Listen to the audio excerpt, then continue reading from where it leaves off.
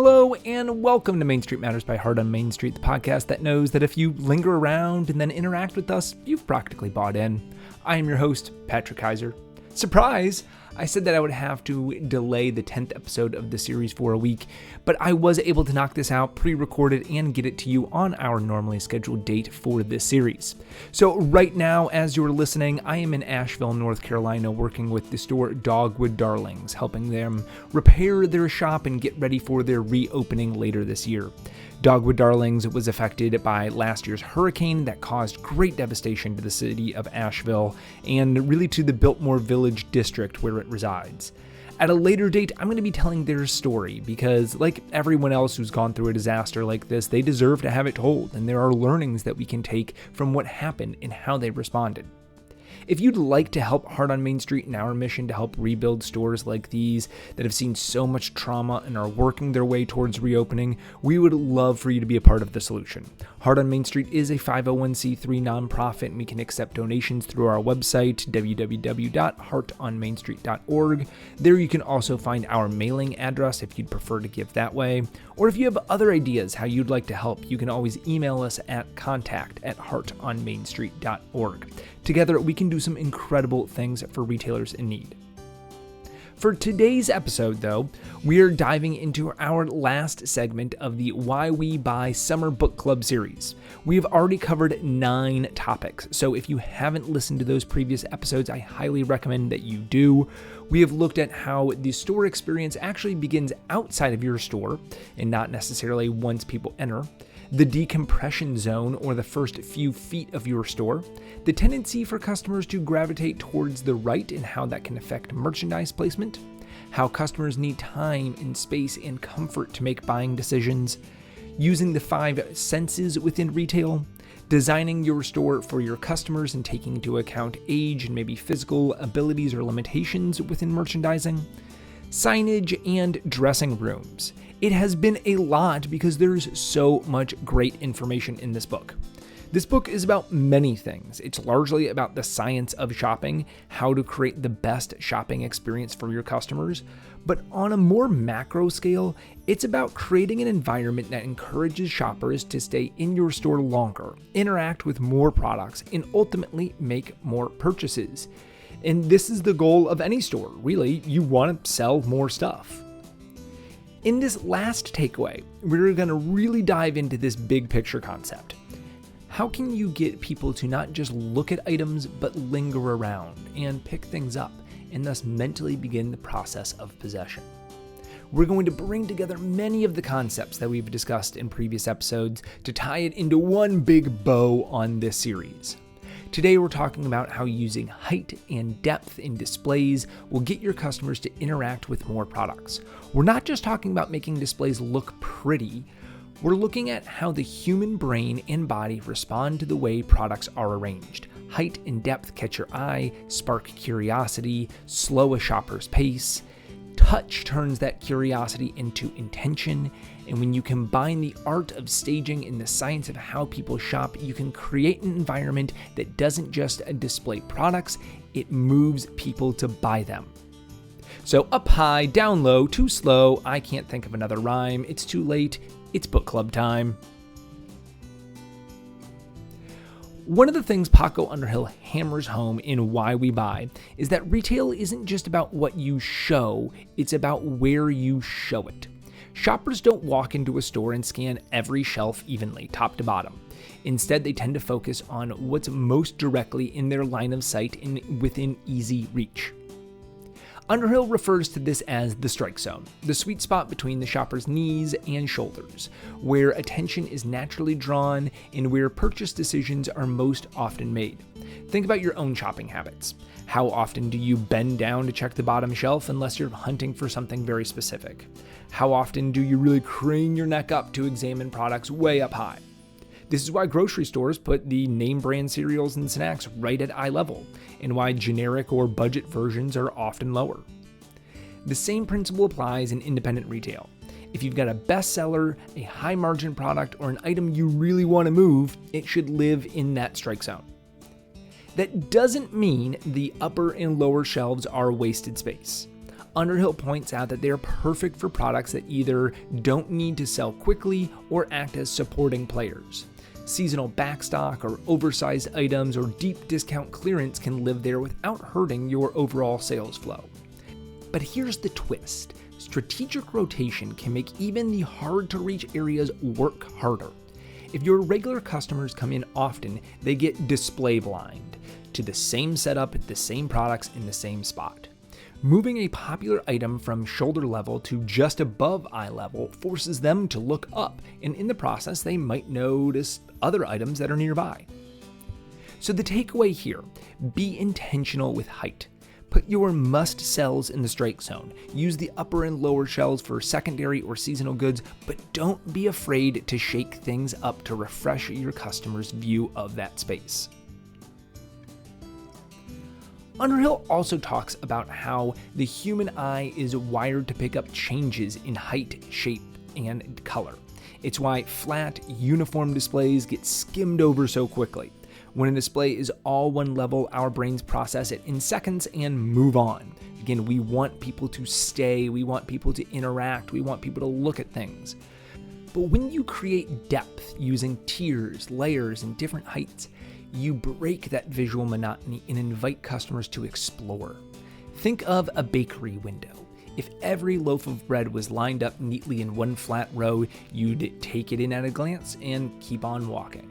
But if some loaves are stacked in baskets and others are propped upright, and a few are artfully cut with crumbs on the cutting board, suddenly your eyes start darting from one element to another, and then you're not just looking at things, you're lingering. This is what Paco Underhill calls a speed bump. Depth slows down a customer's journey, encourages them to pause, look more carefully, and often reach out to touch. And once a customer is touching something, the odds of a purchase go way up. We're going to be talking about that more in a few minutes. Depth isn't just about visual appeal, though. It's also about flow. A layered display naturally leads the eye from front to back, which draws shoppers further into your store. It also lets you present more product without it feeling cluttered, because the depth creates the illusion of abundance without overcrowding that space. For independent retailers, this can be as simple as using crates, risers, or even an inverted basket to vary product height. A home decor shop might put candles at the very front of the display, lanterns in the middle, and tall vases in the back. A bookstore might stagger books, with a few upright on stands. Even a small jewelry table benefits from trays at different levels, inviting the shopper to bend down for a closer look or to pick something up. The key is to design displays that feel like they have layers to uncover, because if customers believe that there's more to see, they'll stick around longer to find it. One of Underhill's simplest but most powerful truths is that if a customer picks something up, there's a much greater chance that they will buy it. It sounds obvious, but think about what's happening psychologically when a customer touches a product. The act of holding it moves the shopper from a casual browsing into mental ownership. This is something called the endowment effect. Once you physically engage with something, you start to feel like it's yours, which makes it less likely that you're going to part with it. Underhill observed that most successful retailers, regardless of the industry, are ones that encourage customers to handle products. That might mean a shoe store with plenty of unboxed display models, a kitchen shop with utensils and gadgets out for testing, or a boutique that keeps scarves and accessories draped where they can be touched. In fact, Underhill even notes that the mere act of rearranging an item on a shelf or table often leads to a sale. Why? Because in that moment, the customer has already imagined owning it. So how do you design for touch? Well, first, start by removing barriers. If an item is shrink-wrapped, cabled down, or behind glass, you've created a hurdle between curiosity and ownership. Whenever possible, provide testers, samples, or unboxed pieces for handling. Use "try me" or "pick me up" signage to give explicit permission. Sometimes customers aren't sure whether it's okay to touch it, and they're looking for that permission. Placement matters too. The most touch-friendly items should live in the strike zone or just below it, anywhere the customer can easily reach without bending awkwardly or stretching too far. Pair tactile prompts with your depth strategy. Place an interesting item partially behind another so the customer has to move it in order to see it. This small act of engagement could be the tipping point for that sale. And remember, the goal isn't just the purchase, it's the time spent. The longer a shopper is holding, examining, and interacting with the product, the longer they're in your store, and the more likely they're going to buy other things as well. So now let's bring all of these ideas together. Height, depth, and the customer's eyes engaged. Touch seals the deal. The most effective displays work for both senses at once. Underhill talks about how shoppers are lazy lookers.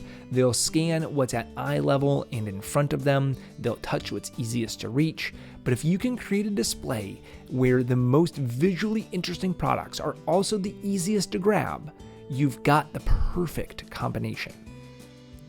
Think of a bookstore's staff picks table. Books are angled so the cover catches the eye, stacked at varying heights, with a few propped open to invite browsing. The same works in apparel. Fold sweaters in tiers so customers can see the color variety from across the store, but keep them close enough that people can touch the fabric without moving from where they're standing. Signage can help merge the visual and tactile as well. A short product story or playful phrase, "Go ahead, try me on," can make customers feel welcome to interact. Bonus points if that sign is placed at or just below eye level where the product is easy to reach. You can also think seasonally.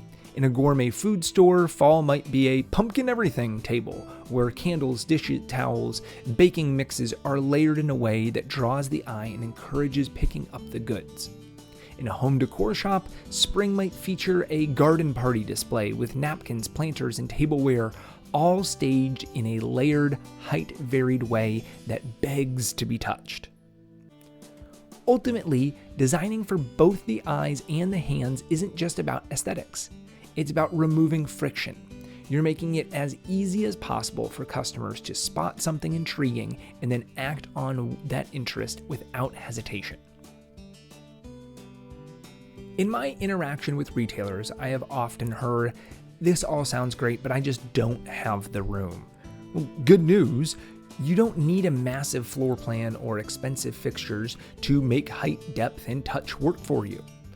Underhill often praises small stores that use creativity over budget. In fact, a limited space can be advantageous because it forces you to be intentional. A small space means your customers are already closer to everything. So your job is to make sure that there's a reason to stop and interact rather than just glance and keep moving. Here are some quick wins for small spaces. Risers and props. An overturned crate, old suitcase, or stack of vintage books to create an instant height variation. Portable fixtures. Small nesting tables can create depth without taking up too much room and can be moved around seasonally. Multi-use displays. A ladder can hold throws on one rung, baskets on another, and a seasonal decor on the top. End caps and corners. Even in a small store, corners and the end of shelves can be mini depth and touch zones. You can also rotate focal points more often in a small store. Weekly or even daily changes keep regular customers coming back just to see what's new. A 2-foot table by the register can be a dynamic touch zone that changes with the seasons or with your latest arrivals. Depth and height in small spaces aren't about making displays bigger, they're about making them more engaging. The trick is to think like a storyteller. Every riser, every layer, every tactile opportunity is part of a narrative that you're inviting your customers into. When you blend height, depth, and touch, you're doing more than just setting up a display. You're creating a mini experience, one that catches the eye, slows the pace, and moves the customer from curiosity to connection to purchase. That's what Paco Underhill has been telling retailers for decades. Shoppers don't buy because you have the most products. They buy because you've made them feel something in the process of discovering them. By using these strategies, you're not just selling products, you're creating moments. And moments are what keep people coming back. So as we round out our summer book club series focusing on Why We Buy by Paco Underhill, I want you to think about how you can create moments within your store. How can you get people to stay in your store longer, interact with more products, and thus buy more things? I hope this can really help transform your business. So until next time, stay safe, shop local, and keep your heart on Main Street. This episode is written, produced, researched, and edited by me, Patrick Kaiser, with a very special thanks to Paco Underhill and his book, Why We Buy. For more information about Heart on Main Street, you can visit www.heartonmainstreet.org, and you can email us at contact@heartonmainstreet.org. Thanks. Bye.